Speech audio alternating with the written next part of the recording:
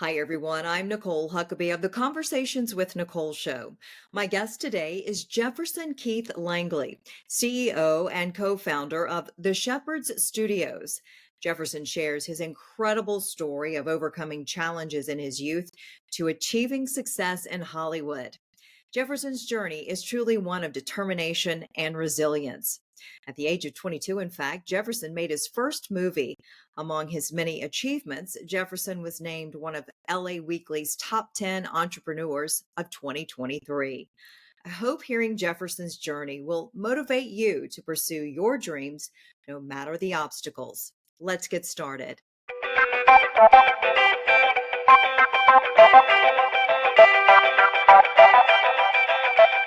Hey everyone, welcome to Conversations with Nicole. I am delighted to have as my guest today Jefferson Keith Langley. He is the CEO and co-founder of the Shepherd Studio, and I can't wait for you to hear his incredible story of overcoming challenges in his youth to achieving tremendous success in Hollywood. Jefferson, welcome to the Conversations with Nicole show.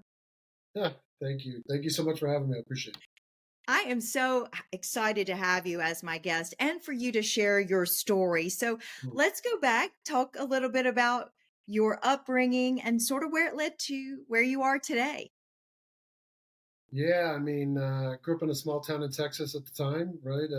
Now it's obviously been overdeveloped outside of Dallas, about an hour from Dallas. And yeah, I was born in the Panhandle, where it was even more removed. But yeah, I grew up in Texas, in Friday Night Lights, and yeah, it was all about sports and church and achievement. So I grew up that way. I am obviously I'm part Latin and Native American Indian in my background. So, growing up like this in a, white rainbow bred neighborhood brings its interesting dynamics. Yeah. But then named Jefferson, where, you have two last names, a last name and a last name for a first name, Right. they couldn't find enough to poke at and pick on. But yeah, I was a prodigy athlete. I had a very overbearing, father that was from another country, and he, considers himself the American dream himself. He came from nothing and worked his way up, and had his achievements and stuff. But yeah, it was just an interesting dynamic, and I immersed myself in sports, and used that to blend in and protect myself, I guess you could say, because Yeah. look, they want to win, and they'll accept you if you help them win. And so I saw that angle as otherwise you know, I probably wouldn't have made it. It was a tough time back then. We're talking about the 1970s. Right. Things have come a long way now, diversity and inclusion and all. But Thank back then, goodness. yeah, Yes. but back then it was ruthless, brutal, um, and yeah. So I, used my God-given talent and polished it and saw that was my way, and just persevered and you know worked my way up the ranks. Went to Olympic development program, all kinds of stuff, and then yeah, I moved out to LA at 19. I left my college scholarship early playing ball, and it's like I'm going to Hollywood. And of course, people in a small town, they're going, "Oh, he thinks he's something else." So Right. I just you know I don't know. I guess I've always had this way of zeroing in on something and not letting go until it's done. I guess in a way it's a character trait, maybe. Yeah. Before we get too far Yeah, into your tremendous success in Hollywood, I want you to just briefly describe when you talked about your father. He was tough, yeah, and your mother was, as you said, she was Native American, so yeah, she brought a little bit of her world into your world yeah, with what we would probably describe today as holistic medicine. So yeah, tell me about those two dynamics. It did create some challenges for you. yeah. Because again, when you're growing up in the '70s in a small town, when you tell your friends, uh, oh, you're sick. You go to the doctor and you say, no, my mom's crushing some herbs Yeah. that I have to eat, in one of those, stone Yeah. stone Rounding it bowls. up. Yeah. Yeah, yeah. And she's Latin too. We have, our backgrounds come from Spain and stuff. So I mean, same thing. But yeah, it Right. was very, very earthy, holistic, spiritual. I was spending a lot of time with shamans back in the day. My grandparents lived in New Mexico, so when I would visit them, I'd roam out in the desert. And there were literally teepees, Yeah. these medicine men and stuff. And so I was just very fascinated with that.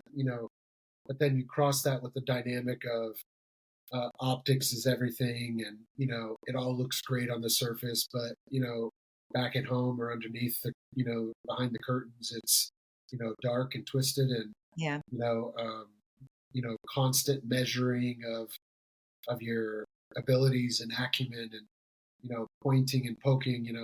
Yeah. Um, I think there's a difference between tough and overbearing, I guess you could say.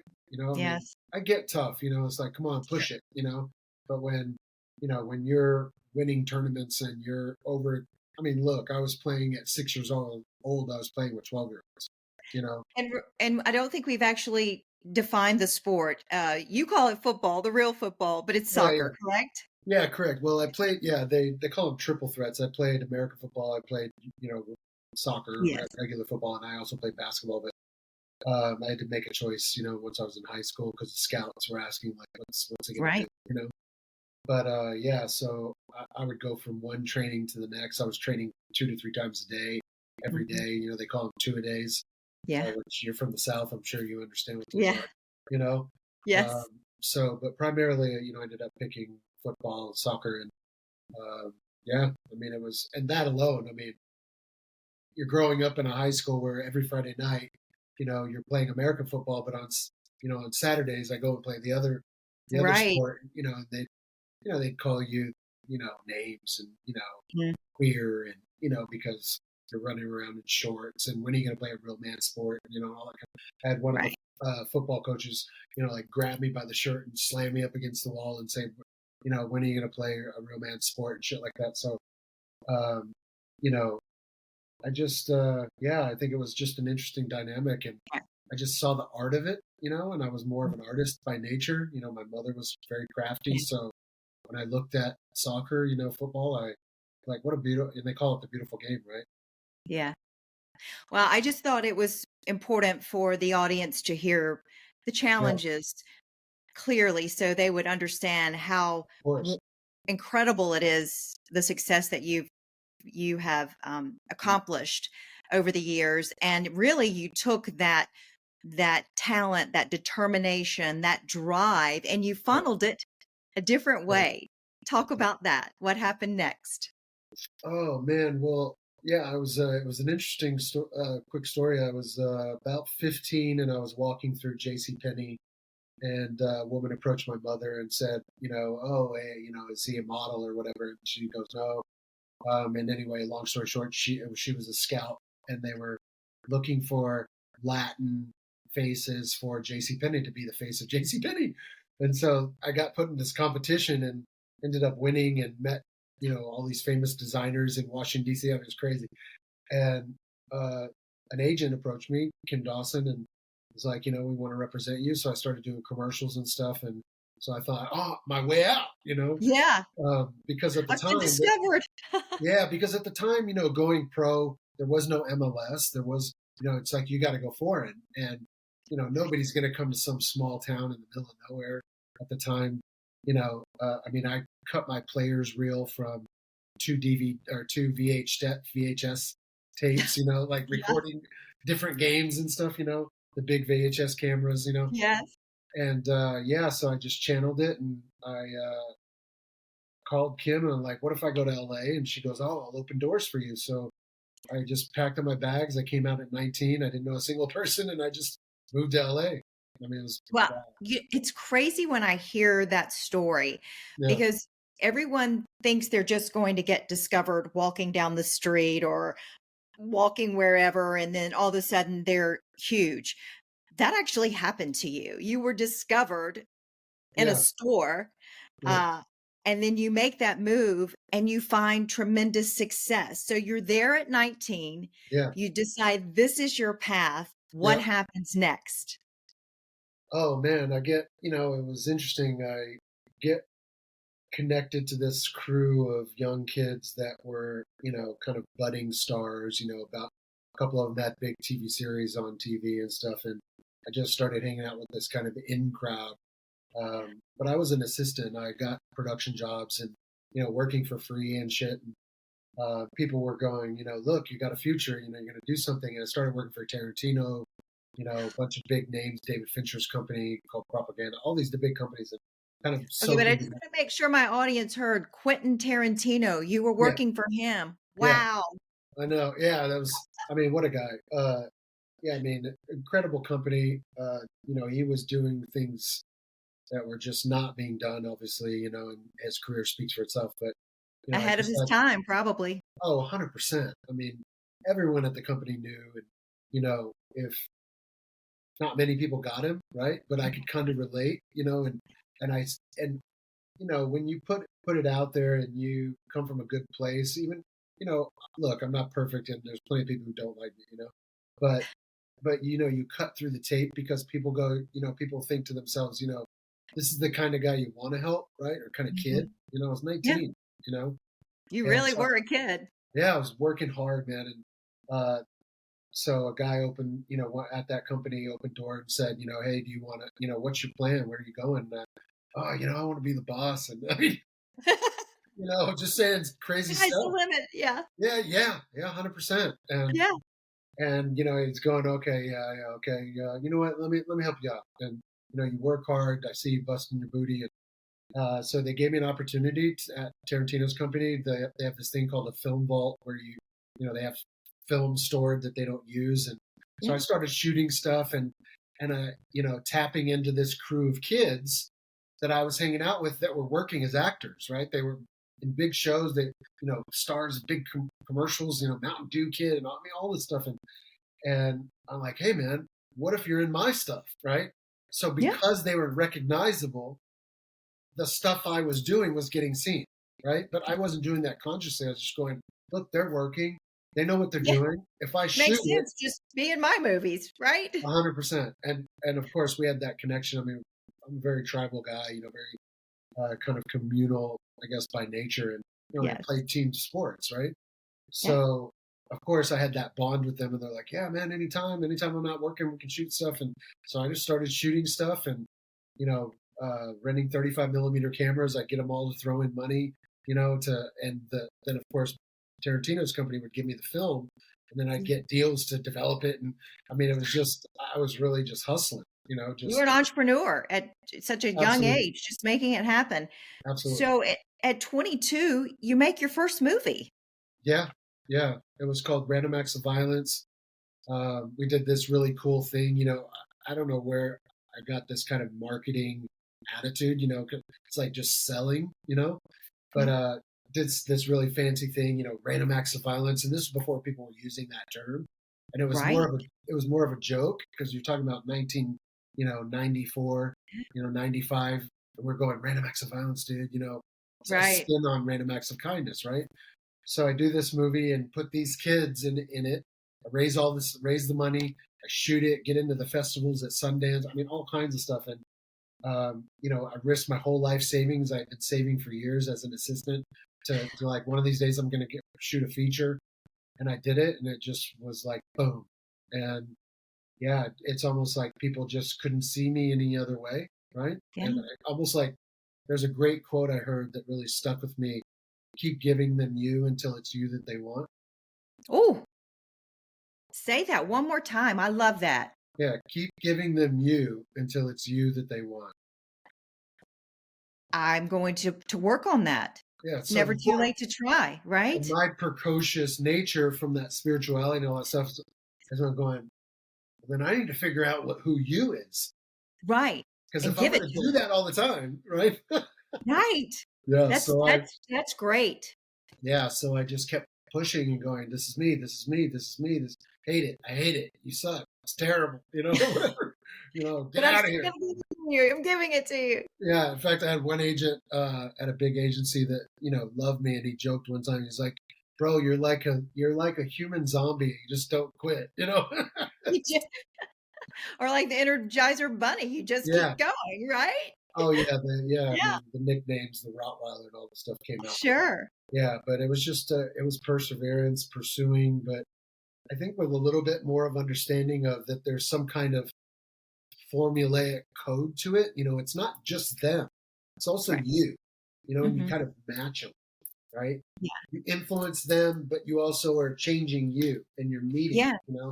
So I just Yeah. kind of was working on myself, and then kind of working to get them closer, and I'd work on myself, and I'd work to get them closer. And then finally it just started to stick. Started to click. That makes Yeah, so much sense with what you just said there about working on yourself at the same time, working on getting the other people to notice you. I mean, you yeah, have to kind of do that balance yeah, act back and forth, the give and take until it all starts really jiving and moving forward. And it did for you. So talk about what happened next. You get this film, you're at the Sundance Festival, and yeah. your career goes all the way up to the top. Yeah, yeah, and luckily it was when they started having these little these sister festivals, right, to kind of help you get into bigger so we got into one of those sister festivals and then started getting noticed. We had sold out crowds, and so from that I started getting more work. I started directing music videos. I did a music video for this electronic group called Crystal Method. It was Uh-huh. super famous at the time, and that got the attention of MTV. They flew me out to New York, did one of their first reality series ever about discovering music video directors. And so, of course, typical Hollywood, right? When Yeah. someone else thinks there's something about you that there's there, they say, "I see it too," right? Right, right. It's classic, right? Jump on So board. Yeah. yeah, of course. So so because others were seeing it, so others started agreeing, and then it just started to snowball. Met a really incredible lady from San Francisco that was an investor, and she believed in me and saw what I was doing, and just we had that kind of match, and yeah, so I started a production company with her, and we raised money, and so it just started to snowball. I was doing campaigns and for Nike, Mercedes, a bunch of different stuff, and yeah, I was just on the road. Yeah. So of course everyone wants to know who are some of the stars that you've worked with that we would know, other than you being a star, but we now know that, but Oh yeah, yeah, yeah. Well, I mean, some of the friends were, they're on CSI and a bunch of stuff like that. Well, I was just talking with one of my partners today. He produced Entourage, and we were talking about a mutual friend who was close to me. Her name's we call her Emmy, but Emmanuel Shrieky. She was on Entourage. She played the girlfriend, on all the Yeah. seasons, and so she was in one of my short films, and you know, uh, yeah, one of the guys who ended up writing Tron, and he was in Oh, one of my films, and so we were all budding. It's like at the time, when you're in your 20s, it's not like you've hit it yet, right? But right. you're kind of on this slant, right? Mhm. It's not like you're like boom. So we were all kind of rising up together. So they Yeah. ended up going and doing a bunch of series. One of my close friends that ended up getting Supernatural. His name was Jensen. He was one of the lead actors in Supernatural and stuff. So it was like this brat pack group, right? Mhm. But yeah, I mean, I it's love that. yeah. I did a movie with Simon Baker, the guy from The Mentalist. Paz Yeah. Vega was in it. Claire Forlani. So I've done some stuff, but I mean, by all means, is it where I want to be? No, I mean, I'm always shooting, always moving. Well, I think that is with your line of work and really with whatever career your path you're taking, Yeah, you always have to be moving forward. You always have to be staying relevant. You have to be looking for the next big thing. I mean, yeah, otherwise you're just there. You're just stuck in the moment. yeah, So what your next big thing was you created the Shepherd Studio, yeah, obviously. yeah, And tell me a little bit about that and where you are now and some future plans. yeah. So yeah, the Shepherd Studios was built out of a vision of kind of like what's next in entertainment. We call it a 360 transmedia studio. So we're making games and technologies and softwares for storytelling. We're big on backing the creator economy. We think that's going to expand even more, beyond the YouTubes and all that stuff. Yeah. So we're making movies. We're making a movie at the end of this year that's a horror thriller about the war in heaven.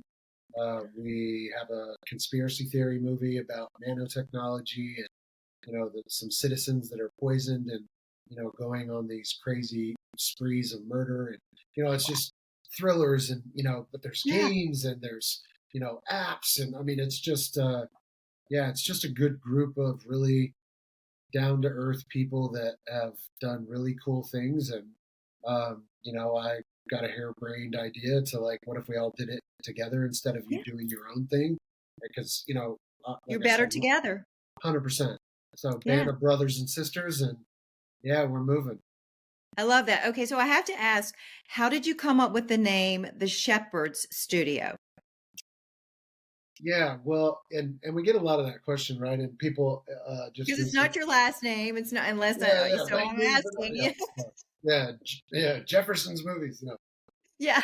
yeah, yeah, we get that asked a lot, and we had kind of made a pact to kind of keep it to ourselves, but I'll share. Oh, okay. Well, I respect that, but I No, did no, have to no, ask no, you. I'm curious. yeah, no, I mean, I get it, 100%. It's an unusual name, and then of course the logo's an owl, and people are like, "What's with the owl?" And Right. when you look up the owl, and you know, there's Well, so an much owl is a symbol of someone wise, right? Or watching something wise. watching over. Watching over, The yes. owl can see Wise old owl. Yes. 360. The head turns Yeah. 360. We're a Yes. 360 studio that does games and see, Okay. but Yes. it's also it can see at night. But also the owl has this thing they call silent flight. It's the only animal in the world that flies without flapping its wings. Ah, I So guess I never thought about that. it's completely silent. Wow. So kind of that under the radar, but we're coming, Yeah. But the Shepherds itself came from in the industry they call it, I shepherd a project, right? So it has a double meaning. And then the Shepherds is, I'm a spiritual guy. Like I said, that's just my upbringing, and I consider myself doing good work, and I'm a believer. I pray every day. I meditate, all of that included, and it's kind of my homage to the fact that I made it out of a very difficult situation and turned it into something positive, and so it's my Yeah. kind of thing without having to do it. Yeah. So It's that's just why there. it's just there. Just kind of there. Yeah. Just there.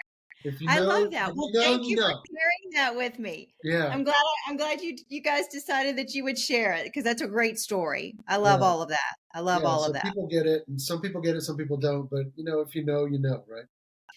You're right. If you know, you know, and I do know. So I love that. Yeah. So where are you now? You just mentioned some of the projects that you are Yeah. working on in the future, and anything else that you are thinking about. Look, moving forward. Oh yeah. I mean, um, I've always had a passion for philanthropy and helping, especially in the creative space. So I have all these initiatives I'm going to roll out where getting art supplies to underprivileged neighborhoods to really push creativity and to the next level. Helping the next generations. Push the creation concepts. There's a I did a lot of research back in the day and realized that the one thing that schools get rid of when they have not enough funding is the art, the Yeah. art divisions and art departments and the creative departments of elementary, high school, junior high. When the funding's low, they cut off all the creative arms, and so I've always had a passion for that. When I'm able to supply all of that and making sure that creativity never dies, because I think stories are our heartbeat of our life. Yes, they are. Do you ever think that you'll do a movie about your own life story? People tell yeah, You should. yeah. I mean, I guess it's a personal thing. I guess I look at my life and I go, what's so interesting about that? But I think it's very inspirational, I appreciate it. gives people hope that they can reach their dreams. That's what I hear from you. Thank you. I appreciate Think that. about it. I will. Ask your shepherd. Ask That- your shepherd what That's they right. would do. That's right. I'm sure they'll be like, yeah, we're in total agreement, Yeah. So, Uh, yeah, I appreciate that. yeah. So, as we close, I'd like to know what you think people who maybe would like to pursue a career Yeah. like you, uh, what would you suggest that they do? What is your advice for younger people looking to maybe make it big in Hollywood as you've done? Oh man, I mean that's a loaded one because I'm sure. well, I just always had this thing that I guess I would say find your way. Yeah. Um, because everyone's going to tell you how to do it and where to do it and when to do it and why to do it and all that. And I would say, get really clear about who you are and what you are and what you want Mhm. to do and just find your own way. I mean, uh, I I would rather carve paths than follow them. You know, Mhm. so I yeah, I think if you really think that that's what you are and who you are, then grab the machete and start cutting. And work hard, right? Yeah, smart, navigate, learn the game, move, keep moving. Always keep shooting stuff. I mean, I have so much advice I got from people that I admire and that gave me mentorship and stuff and took me under the wings and always be shooting. Always be creating something. Keep talking about yourself. Don't let them talk about you. You start the narrative yourself. So I Yeah. always kept my destiny in my own hands and making sure that I was right in the path myself because they'll write it for you if you don't. That's right. Write what you want written, put out in the world. Don't let somebody else do it for Yeah, you. yeah. That's great It's your advice. story. You know. Yes. Share your story, put it out there and be heard. And Yes. also listen to other people because I'm sure that's where you got great advice and instruction by listening to others that you were surrounding yourself with. Oh yeah, absolutely. I mean, I always bounce it off kind of my own inner inner system, my own guidance, and my kind Yeah. of connection to a higher power, and you know, because for them it's truth, but that doesn't mean it needs to be my truth, right? But I Right. can take it and go, I know what you mean, Hmm. but Yeah. I know what you said and what that means to me. It may not mean what it means to you, but I Sure. appreciate it. Hmm. So, I think somebody else has said like bring two trash bags, one that you keep and one that you discard. You're just full of great I mean, quotes it's for just, for our life lessons here, I love Jefferson. analogies, man. It's great Me painting. too. Yeah, painting pictures. They're perfect. I love that. Well, listen, this has been an amazing conversation. How can people follow you? What's the best way for them to learn more about you, see some of Yeah, your works, and, be inspired by you? yeah. I don't have much social media. I'm on, but you can find the Shepherd Studios everywhere on LinkedIn, Yeah. and Perfect. our website is iamashepherd.com. We put it as a question: are you a shepherd? Hmm. So shepherds walk alone, right? And they believe first, right? Yeah. So yeah, so iamashepherd.com. My name. If you type it in, you'll find it on LinkedIn. Jefferson Keith Langley. Yes, I did that. I typed in your name after we connected on LinkedIn and That's right. found out a lot about you. You So, got tired, yeah, from typing all the letters in my name. no, it's great. It It's was the great. longest name in. Yeah, You have a beautiful name. Do not thank you. discredit your name. I Oh no, I loved love it. it. Jefferson Keith Langley. I mean, Oh, what's not to love about that? and associates. Yeah, that's right. That's right. It's Well, cool. listen, this has been so fun just learning about you. Thank you for sharing your story with my audience. And I know that they will be inspired by what they've heard and motivated. And I think, again, it sounds like you took your passion, made it your purpose and in life, and you've had great success. And then you're also giving back. I mean, that's the whole package, Jefferson. Thank you. God bless you and thank you for Appreciate it. what you're doing and Yeah. for being my guest today. Oh, I appreciate you having me. I'm on it. Absolutely. And that will do it for this edition of Conversations with Nicole. Until I see you again, I hope you have a great day.